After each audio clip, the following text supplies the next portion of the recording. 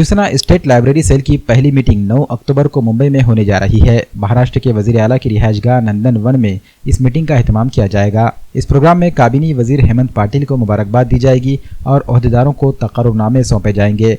वजीर आला एकनाथ शिंदे इस प्रोग्राम का इफ्तिताह करेंगे, जबकि वजीर सनअत उदय सामंत और दीगर भी मौजूद रहेंगे। शिवसेना लाइब्रेरी सेल के नांदेड़ जिला सदर बीजी देशमुख ने नांदेड़ में एक प्रेस कॉन्फ्रेंस के दौरान ये जानकारी दी। रियासत में 11,700 मंजूरशुदा लाइब्रेरियां काम कर रही हैं और शिवसेना की पहल पर लाइब्रेरी तहरीक को मजबूत बनाने की कोशिश की जा रही है।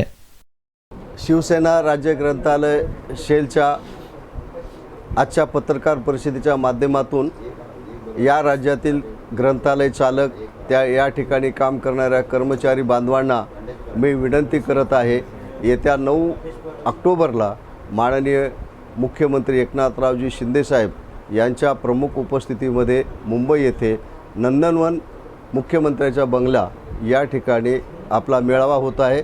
या मेळाव्यास आपण मोठ्या संख्येने उपस्थित राहावे ही विनंती आहे। या ठिकाणी या माध्यमातून मी परत युती सरकारमधील राष्ट्रवादी पक्षाच्या घटक नेत्यांना विनंती करतोय की आपण ग्रंथालय चळवळीकडे जाणीवपूर्वक दुर्लक्ष करून या चळवळीला अडचणीत आणू नये।